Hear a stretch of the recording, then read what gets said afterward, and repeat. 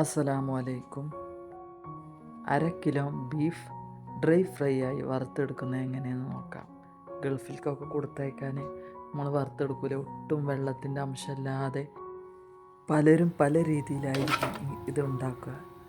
Beef വേവിച്ചെടുക്കാനുള്ള പാത്രത്തിലേക്ക് ഇട്ട് കൊടുക്കുക. അതിലേക്ക് 1 ടേബിൾ സ്പൂൺ മല്ലിപ്പൊടി, 1 ടീസ്പൂൺ മുളക് പൊടി, 1/4 ടീസ്പൂൺ മഞ്ഞൾപ്പൊടി, 1/2 ടീസ്പൂൺ കുരുമുളക് പൊടി, ഇഞ്ചി വെളുത്തുള്ളി പേസ്റ്റ്, ഉപ്പ് ഇതിട്ട് കൊടുത്തിട്ട് നന്നായി ഇളക്കി വേവാൻ ആവശ്യമായ വെള്ളം ഒഴിച്ചു കൊടുക്കുക. ബീഫിൻ്റെ വേവ് കറക്റ്റായി പറയാൻ കഴിയില്ല. കാരണം എന്താണെന്ന് വെച്ചാൽ ബീഫിൻ്റെ മൂപ്പിനനുസരിച്ചിട്ടായിരിക്കും വേവ് ഉണ്ടാവുക.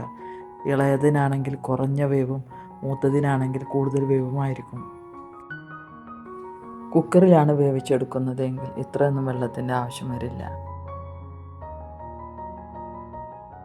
ഹൈ ഫ്ലെയിമിൽ അടച്ചു വെച്ച് നന്നായി വേവിക്കുക. 15-20 മിനിറ്റ് കഴിഞ്ഞാൽ ഒന്ന് തുറന്നു നോക്കിയിട്ട് ഇതിലേക്ക് അല്പം ചെറിയ ഉള്ളി ചതച്ചത് ഇട്ട് കൊടുക്കുക. ഹൈ ഫ്ലെയിമിൽ നിന്നും മീഡിയം ഫ്ലെയിമിലേക്ക് മാറ്റണം. മല്ലിച്ചപ്പ് പുതിന ഉണ്ടെങ്കിൽ കുറച്ചിട്ട് കൊടുക്കാം. പിന്നെ കുറച്ചുകൂടി കുരുമുളക് പൊടിയും കൂടി ഇട്ട് കൊടുക്കുക. വെള്ളം നന്നായി വറ്റിയിട്ടുണ്ട്. ഇനി വറവിനായി ഒരു ഇരുമ്പ് ചട്ടിയിലേക്ക് മാറ്റി കൊടുക്കാം.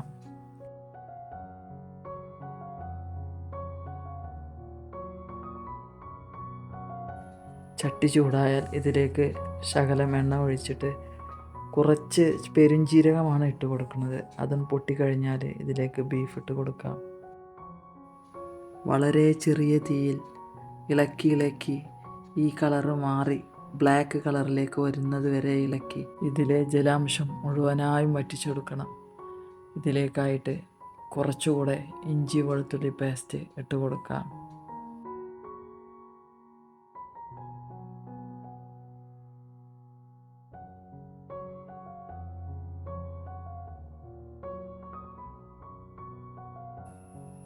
ഇതിലേക്കായി കുറച്ചുകൂടെ കുരുമുളക് പൊടിയും കൂടി ഇട്ട് കൊടുക്കണം. ഉണ്ടെങ്കിൽ കുറച്ച് ചില്ലി ഫ്ലേക്സും ഇട്ട് കൊടുക്കാം.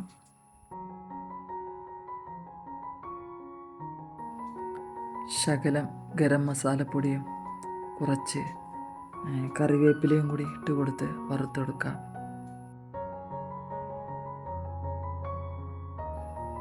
വീട്ടിൽ നിന്നും മക്കളെ ആക്കിയിട്ട് നമുക്ക് 2-3 ദിവസത്തിന് മാറി നിൽക്കേണ്ടി വന്നാൽ അവർക്ക് ചോറിനൊരു കൂട്ടാനായിട്ടൊക്കെ ഉപയോഗിക്കാം. വെള്ളം ഇതേപോലെ വറ്റിച്ചു വെച്ചാൽ ഫ്രിഡ്ജിൽ സൂക്ഷിക്കണമെന്നൊന്നുമില്ല. എടുക്കുമ്പോൾ ഭക്ഷണത്തിനായിട്ട് എടുക്കുമ്പോൾ ഒന്ന് ചൂടാക്കി എടുത്താൽ മതി, ഒരു കേടും വരികയില്ല. ബീഫായിട്ടുണ്ട് കേട്ടോ. ഇതാണ് ഇതിൻ്റെ ശരിയായ രീതി, ഞാൻ ഉണ്ടാക്കുന്ന രീതി. നിങ്ങൾക്ക് ഈ വീഡിയോ ഇഷ്ടമായാൽ ലൈക്ക് ചെയ്യുക, സബ്സ്ക്രൈബ് ചെയ്യുക, നിങ്ങളുടെ അഭിപ്രായങ്ങൾ കമൻറ്റ് ചെയ്യുക. ഇൻഷാ അല്ലാഹ് മറ്റൊരു വീഡിയോയുമായി വരുന്നത് വരേക്കും ബൈ. അസ്സലാമു അലൈക്കും.